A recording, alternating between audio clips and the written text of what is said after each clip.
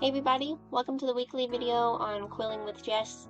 Thank you so much for joining, and I'm so grateful to you being a part of the All Access tier of my Patreon. These weekly videos are one perk of that membership, and I'm so grateful that you've joined. I hope that you enjoy the class that we have today. Take your time, enjoy yourself, and be sure to jump back onto Patreon afterward to share a picture or any information about how it went, who you're giving it to, where you're displaying it. We'd love to share that with you. So continue to watch these weekly classes to kind of get more skills and more tips for paper quilling and paper art, and we'll see you in the next video. Happy crafting! Hi everybody, thank you for joining this video today. As you can see from the introduction and the instructions, we're going to make these banana slug earrings today. I think they're so adorable. They're little eyeballs. And I got my little fall themed background here. I have seen several of these when we traveled through the Pacific Northwest, especially near Seattle. And they're really cool. They're kind of disgusting, but they're really cool. And for the Peachtober challenge that I did last month over on Instagram, I'll link it below. This was one of the challenges that I did because the prompt was slug. And so I couldn't think of a really cool way to do slugs other than earrings. So this is what I came up with, and I'm going to share it with you all so you can enjoy them as well. So they're pretty simple, don't need too many tools, too many pieces either. I'm going to make them a little smaller this time because these are quite big. They're, probably close to the length of my pinky, so they're kind of large. So I'm going to make these a little smaller, but the exact same design. You have your list of strips in the introduction, and I'm going to go through the tools that we're going to need before we get started, as always. So first, you're going to need a circle sizer. This one is kind of more the stencil kind instead of the kind that has the backer. You can see the top measures the ruler in centimeters, but each of these radii are in millimeters. So when we're opening up shapes like this for the body or for the eyes, this is nice to have so that they're the same size each time. However, if you don't have it, I'll show you how you can open those up around the same size without this. So you'll need that. As always, we're going to need some sort of slotted quilling tool. This one that I use has a very tiny slot, just for a very fine, thin center. But any sort of slotted quilling tool or even a needle quilling tool will be fine. Also, we're going to use some tweezers. I always like to have tweezers, but especially with earrings, because the pieces that we're working with are so tiny and delicate. So that way you're not coated in glue or getting things glued to yourself instead of the earring. The tweezers are really helpful. You have all your pieces for the jewelry part of the earrings, and those are listed in the instructions. We also have our school glue. I like to use this needle nose bottle. It just, especially for earrings, but just in general, you get one dot of glue instead of a glob that you might get from a normal bottle. However, if you don't have this, a normal bottle would be fine. You can also create a puddle and then just dip in the pieces that you want to glue at each time. So it's up to you, but this is my personal preference. Another personal preference is clear tacky glue.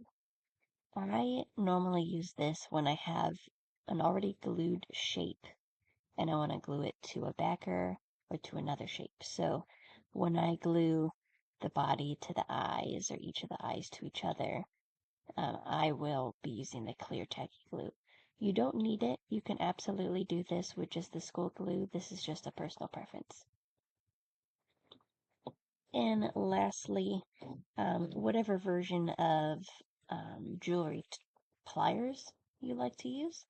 I like having a set, one that's more of an actual jewelry type with the conical pliers, and then I like these generic ones that also have the teeth inside. And the reason for that I'll show when we're actually doing the jewelry, but I do like to have two pairs.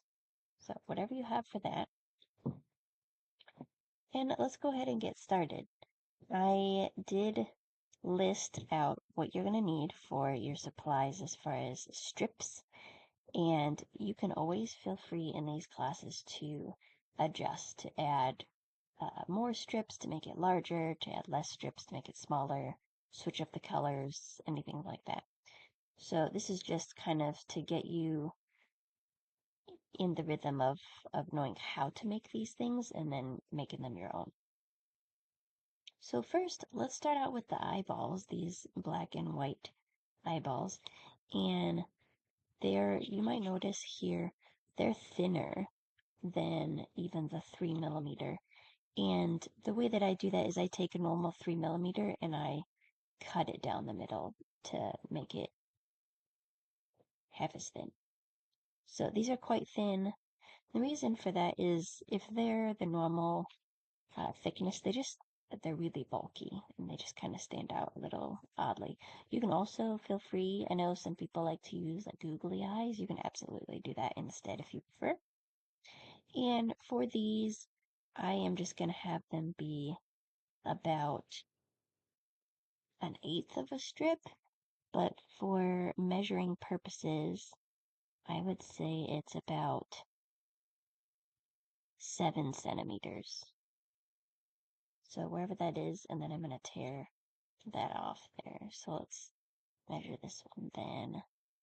7 centimeters.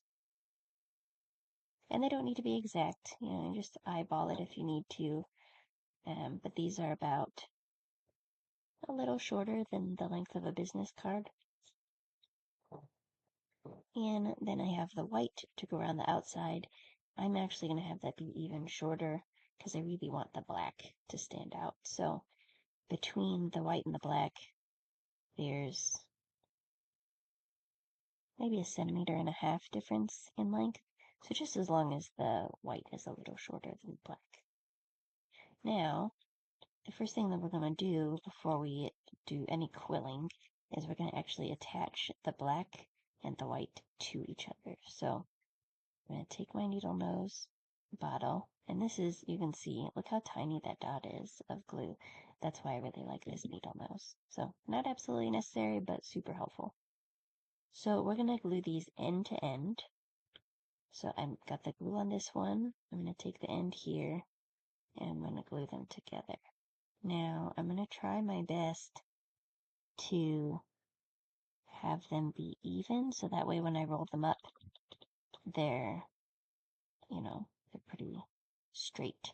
So this isn't perfect. Let's try to angle it just a little. So then, let's see. Yeah. So nothing perfect, but let's just get it as flush as you can. And then we'll go ahead and quill it up. So, for those of you new to quilling, let's take our slotted quilling tool. And you're going to take your strip. And thankfully, that slotted tool has the slot all the way to the top. So you don't need to thread this.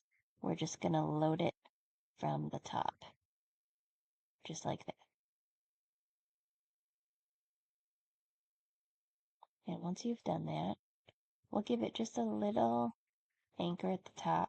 Nothing crazy. You're going to put your finger on the bottom, and your thumb on the side. And we're going to very slowly and carefully turn this all the way, or quill this, whatever words you like to use. And you're going to try your best to really keep that wedged into your finger and thumb there, because that's what's going to keep it from cascading down the hook or getting really loose. If you've got it wedged in there, you're in control of where the paper's going to roll. All right, and then keep going past the white. And when we get to the end, we're not going to take this off yet. We're going to glue it while it's still on this hook. Okay, so we've gotten to the end. You're going to take your bottle of glue, give it a little bit at the end, and then you're going to close it around. And I like to wrap or twist the whole thing between my fingers, and that just helps to squish the glue out and then around the other layers. All right, so once you've rolled that a few times, it should be pretty solid on there. And when you feel ready, we're going to locate the slot, and you're going to use your thumb on this end to push up as you pull with the rest of your hand. And the reason is that we don't want it to get stuck in that slot there and then accordion out when you pull it off, which happens often. So, all right, so there's one little eyeball. We'll set it aside, and we're going to do the same thing for the other one.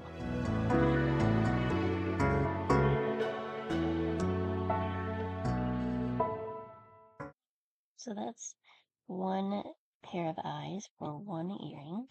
Don't forget, we've got two earrings, so we've got two sets of eyes, so we're going to do that two more times.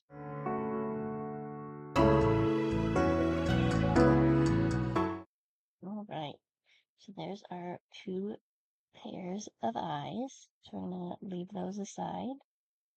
And now we're going to work on the body. So when I made these bodies the first time, I used 2 strips each for each body. So if you want to make them smaller, like I am planning to now, we're going to do 1 strip for each body. All right. I'm also going to do a little bit more of a goldenrod color this time than the yellow I did before. All right. And this is when you want to grab out your circle sizer. Now, I can see the numbers just fine on here. I'll read them out for you because I know with the see-through nature of this, they're not always the easiest to see on camera.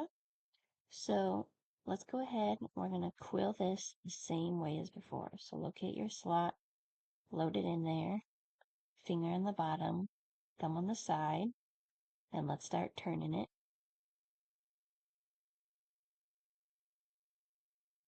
And we're going to quill this whole piece. But we're not going to glue it when we get to the end. So leave that glue alone for a second. Alright, we've gotten to the end. I like to tear off a little edge on those blunt edges because then when we glue this, that frayed end is much easier to hide. So, alright, we've gotten to the end. Now we want to take this off and put it in our circle sizer. Now I am thinking I'm going to use a 15 to an 18, somewhere in there. So I know just about every circle sizer has the 15. If you've got the leeway to do somewhere a little higher but not quite the 20, then go for it.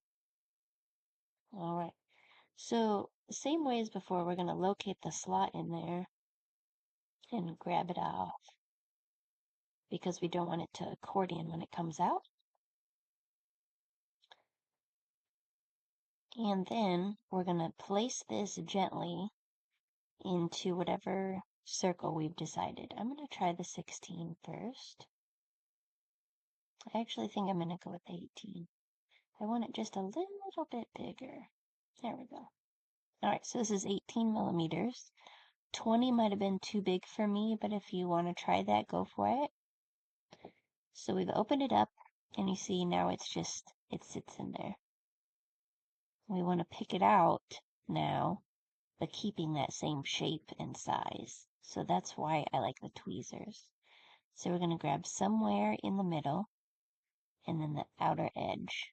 So we've got that tail in there. And then just pick it up.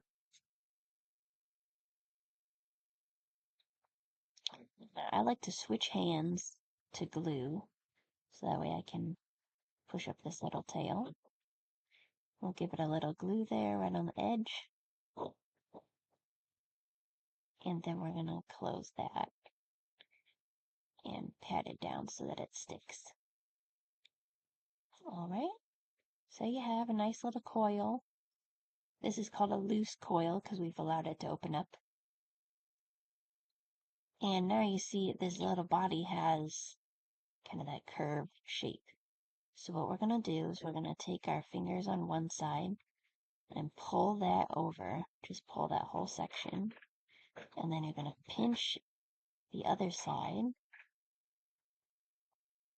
And then start to curve it. So just kind of play around with it till it's as bent or curved as you like. You can use your tool if you want to really give it a good curve there. That's up to you. Alright, so there's one. And we'll do that one more time.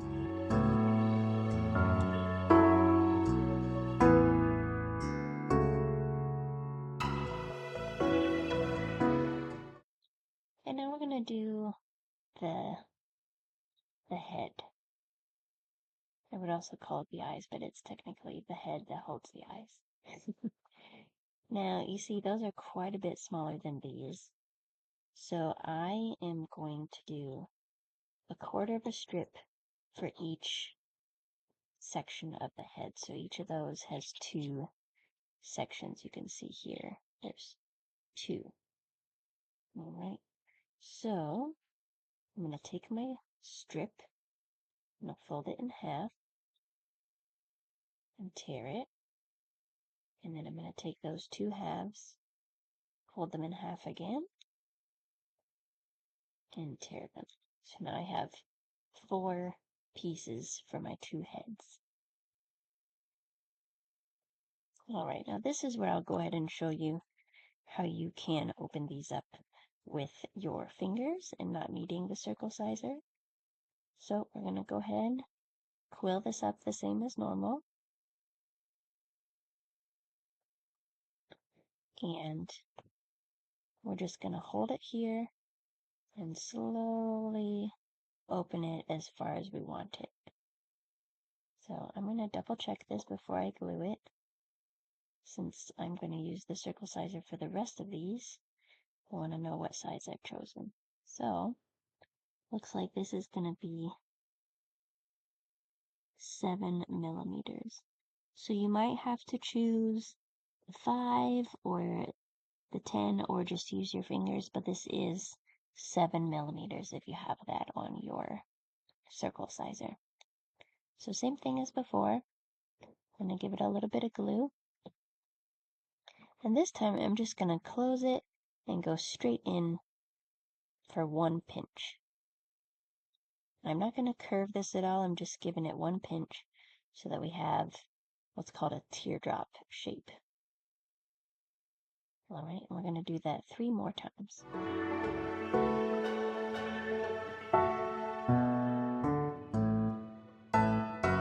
Alright, so I've put the circle sizer away because we're not going to need that anymore today. And now we're going to start assembling all our pieces for each banana slug. So, we've got the 2 parts of our head, we've got our 2 eyeballs for the one, and we've got our body. Now, if you don't like how big your eyeballs are, you can always make them smaller, or you can make the head a little bigger. I'm actually going to go ahead and attach one of my jewelry pieces to one side of the head before I put my eyeballs on, so I'll show you that part as well. But let's go ahead first and glue the 2 pieces of the head together. Now the way that we're going to do that, it's very simple. Take your first piece, go to the center here, and we're just going to do 1 line of glue down the wide side of this. You're going to take your other side of the head and just glue them together. And I like to give them a good hold, but not totally squish them against each other. So it's firm, but I'm not giving it everything. And you can use your fingers to hold these together for a few moments, or you can use your tweezers, whatever is your preference. But you do want to make sure they're glued to the tip and then as far up as you like on the top.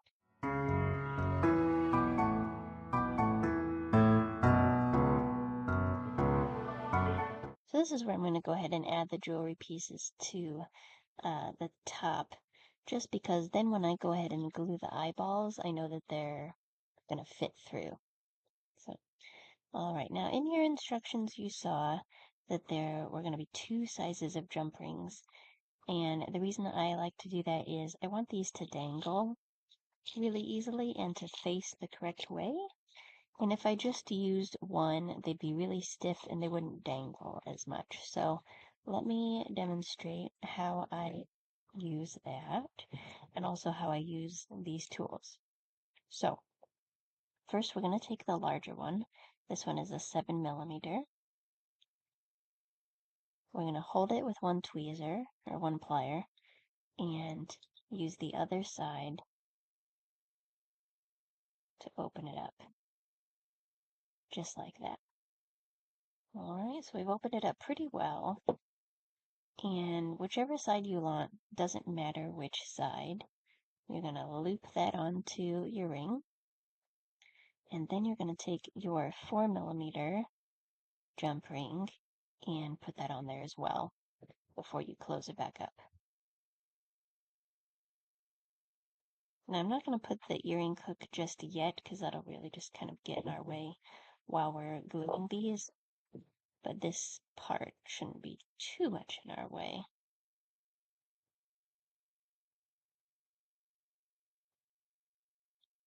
And just do your best to get these as closed as possible without like closing them tight around the paper, because then they will not dangle because the other jump ring won't have room to move.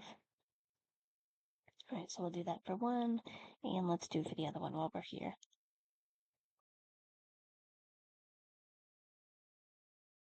So those both have their jewelry pieces on, and so now we're just going to assemble the rest of the body. This is where I like to use my clear tacky glue. Like I said, you don't have to if you don't have it or you don't prefer to use it, but I find that it gives a really good hold in a larger area, and also gives me a little bit of flexibility for moving things around. So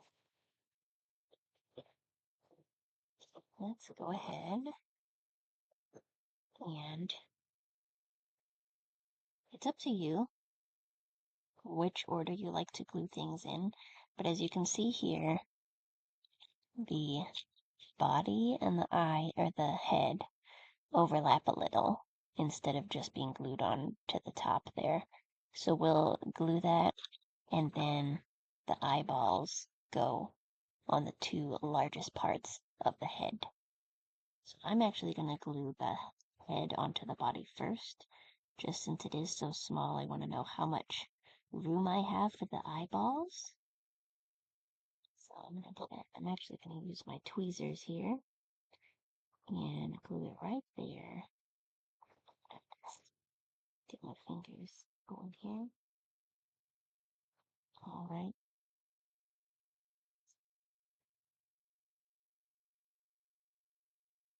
And I'm going to turn this over and make sure I'm going to actually have room for those eyeballs. So that looks good for me. And then I'm going to go ahead and glue on the eyeball.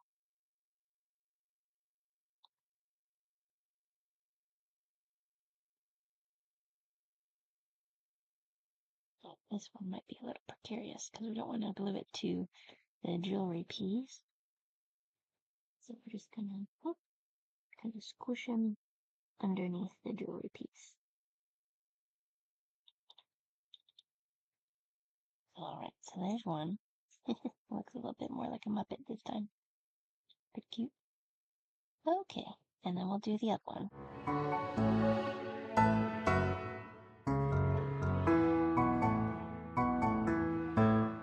gosh, are those so cute?